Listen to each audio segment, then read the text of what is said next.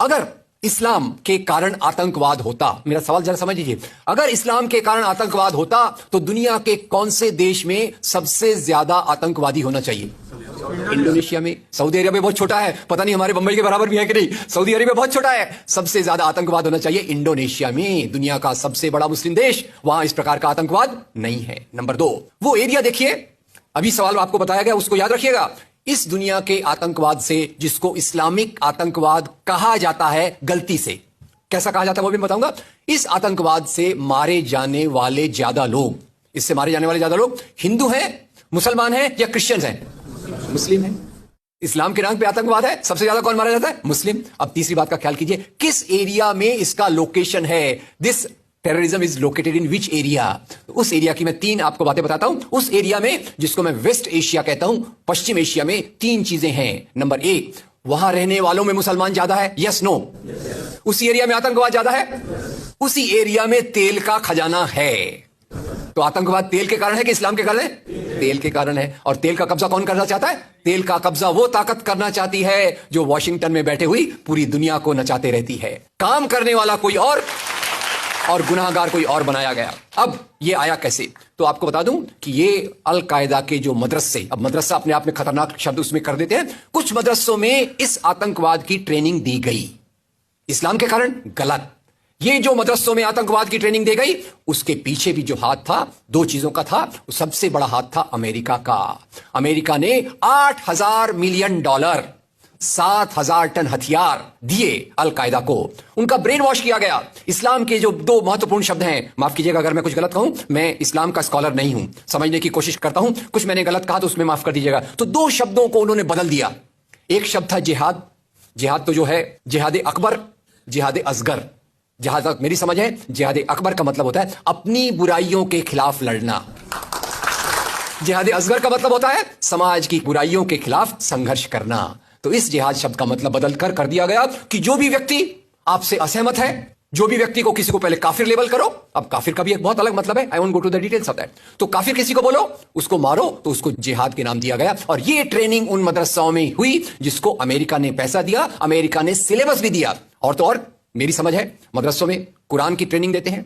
वो कैसे होना चाहिए वो आपके बीच में चर्चा का मुद्दा है, पर यहां जो ट्रेनिंग दी गई उसका सिलेबस वॉशिंगटन में बनाया गया।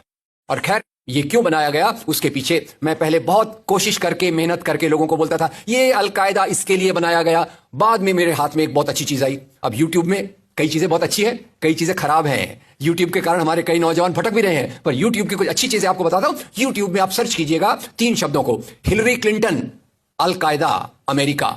उसमें आपको 4.5 मिनट का एक वीडियो मिलेगा जिसमें हिलरी क्लिंटन बताती है, मैं नहीं कह रहा, हिलरी क्लिंटन कहती है कि हमको रशियंस के खिलाफ लड़ना था।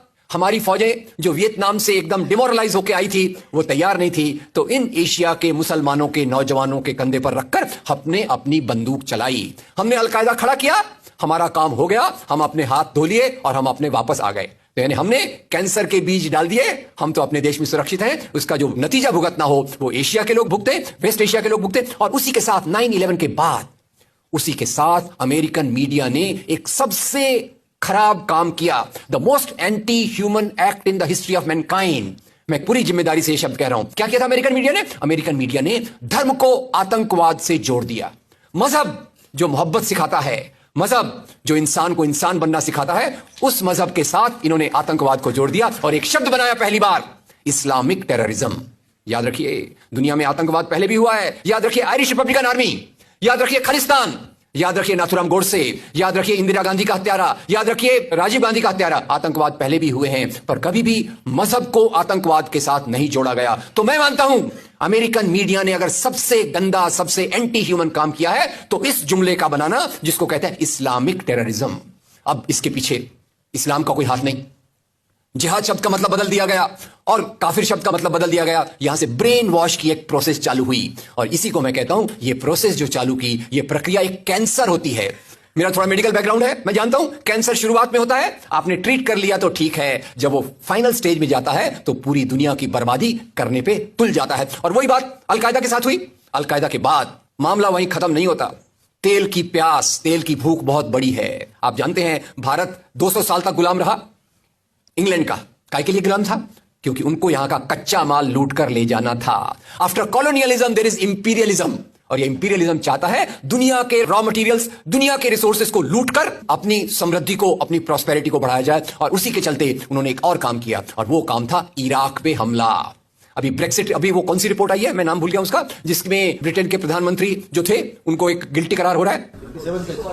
वो रिपोर्ट में पहले उन्होंने तय कर लिया कि हमको इराक पे हमला करना है, बाद में आर्ग्यूमेंट ढूंढते रहे कि भाई कौन सी बात पे हम इराक पे हमला करें। तो बोले अरे इराक के पास तो वेपन्स ऑफ मास डिस्ट्रक्शन है। उस बात पे लंबी बहस चली, और यूनाइटेड नेशंस, जिसको अमेरिका ने अपने जेब में रख लिया है, उसके सहारे से उन्होंने इराक पे हमला किया। और वो इराक पे हमले के कारण जो वहां की आर्मी स्ट्रक्चर था, जो फौज का स्ट्रक्चर था, वो डिस्टर्ब हो गया।